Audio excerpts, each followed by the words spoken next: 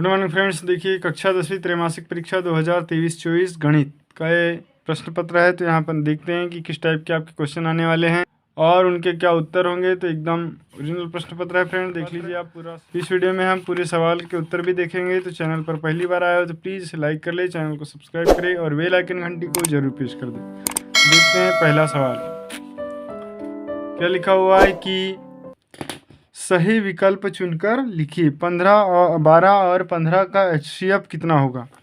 तो देखिए 12 और 15 का जो HCF होता है वो कितना होता है, 3 होता है। ठीक है, उसके बाद में यदि द्विघात बहुपद ax स्क्वायर धन bx धन c के शून्यक अल्फा और बीटा हो तो अल्फा धन बीटा का मान होगा तो ये -b/a होगा। ठीक, ऑप्शन नंबर सी।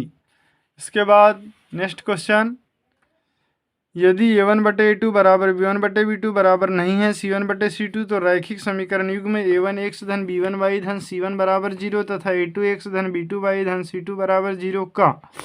तो देखिए इसका यहाँ पर ये कंडीशन रहने पे कोई भी हल नहीं होता है, अतः इनमें से क्या आ जाएगा, ऑप्शन नंबर बी, कोई भी हल नहीं है। ठीक, क्वेश्चन नंबर 4 है कि यदि द्विघात समीकरण एक्स स्क्वायर धन बी एक्स धन सी बराबर 0 के मूल समान हो तो समीकरण युक्तिकर का मान क्या होगा। तो मूल जब समान होते हैं तो युक्तिकर का मान 0 होता है। फिर है एपी समांतर श्रेणी 10 7 4 डैश का तीसरा पद क्या होगा।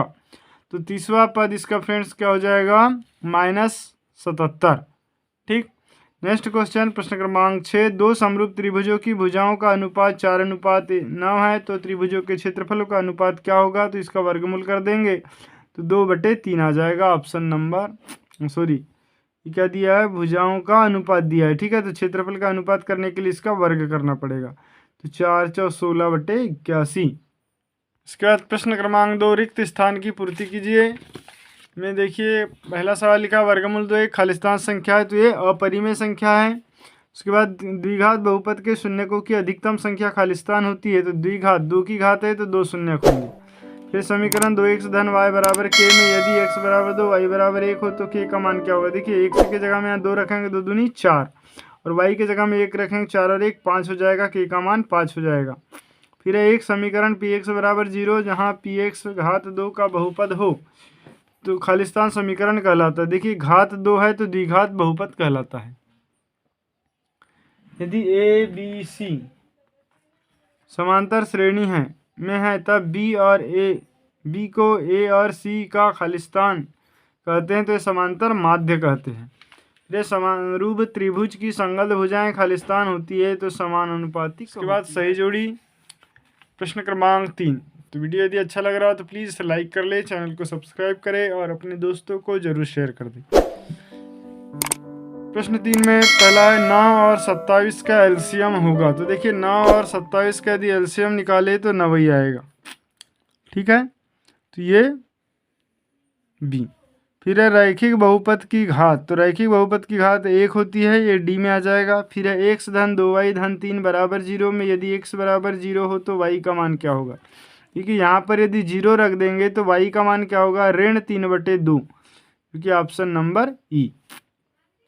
फिर द्विघात समीकरण x स्क्वायर -1 बराबर 0 के मूल है तो इसके जो मूल होंगे -1 और -1 होंगे तो ऑप्शन नंबर एफ। फिर है समांतर श्रेणी का n वां पद, तो समांतर श्रेणी का n वां पद जो होता है a + n-1 × d, option number जी। फिर सभी वर्ग होते हैं, सभी वर्ग क्या होते हैं, समरूप होते हैं, ऑप्शन नंबर एच। ठीक है, इसके बाद देखते हैं प्रश्न क्रमांक 4। प्रश्न 4 में क्या लिखा हुआ है कि एक वाक्य या शब्द में उत्तर दीजिए। तो यदि किसी द्विघात बहु समीकरण के युक्तिकर का मान ऋणात्मक हो तो उस समीकरण के मूलों की प्रकृति कैसी होगी। तो यदि ऋणात्मक हो तो जो मूलों की प्रकृति होती है वो काल्पनिक होती है। ठीक, तो यहाँ आ जाएगा काल्पनिक। फिर 4 6 8 40 में पदों की संख्या बताइए। अब इसमें पदों की संख्या बताना है तो देखिए यहाँ 20 पदों की संख्या होगी। सॉरी, देखिए अंतिम पद या n वां पद का सूत्र होता है n बराबर a + n-1 × d।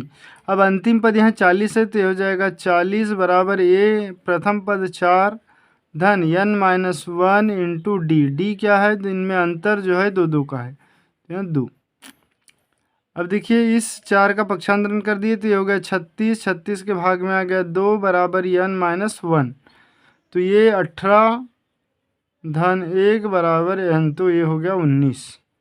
तो कितने पद आएंगे इसमें? 19 पद हो जाएंगे। नेक्स्ट क्वेश्चन देखते हैं, प्रश्न क्रमांक 3। क्या भुजाओं 6 सेंटीमीटर, 8 सेंटीमीटर तथा 10 सेंटीमीटर से निर्मित त्रिभुज समकोण त्रिभुज होगा? तो फ्रेंड्स, समकोण त्रिभुज होने में ये दो भुजाओं के वर्गों का योगफल ये तीसरी भुजा के बराबर आना चाहिए। तो ये नहीं आ रहा है यहाँ। 6 6 36 धन 8 8 64, कितना होगा? 3600, और 100 का वर्गमूल हो जाएगा 10। तो बिल्कुल सही है, तो ये सही है, समकोण त्रिभुज होगा। पाइथागोरस प्रमेय का कथन लिखिए। तो पाइथागोरस प्रमेय क्या होता है? किसी भी समकोण त्रिभुज में कर्ण का वर्ग अन्य दो भुजाओं के वर्गों के योगफल के बराबर होता है। फिर है बिंदु ए, 1 2 और 3 4 को मिलाने वाली रेखा के मध्य बिंदु के निर्देशांक, तो इनको जोड़ के 2 का भाग दे देंगे। 1 और 2 3, ये हो जाएगा 3/2 और ये 7/2। किसी त्रिभुज के शीर्षों के निर्देशांक इतने हैं तो उसके केंद्रक के निर्देशांक क्या होंगे? तो तीनों को जोड़ देना है। 2 धन 4 धन ऋण 3/2 और 3 ऋण 3 और 5, तीनों को जोड़ के 3 का भाग। नेक्स्ट सत्य असत्य देख लेते हैं। एक प्राकृत संख्या का अभाज्य गुणनखंड उसके गुणनखंडों के क्रम को छोड़ते हुए अद्वितीय होता है, बिल्कुल सही है। फिर है x धन b बराबर 0, एक द्विघात समीकरण है, ये बिल्कुल असत्य। फिर यदि एक त्रिभुज के दो कोण एक अन्य त्रिभुज के क्रमशः दो कोणों के बराबर हो तो त्रिभुज समरूप होते हैं, सही है। इसके बाद किसी बिंदु का भुज 0 है और कोटि 3 है तब x अक्ष पर स्थित होता है।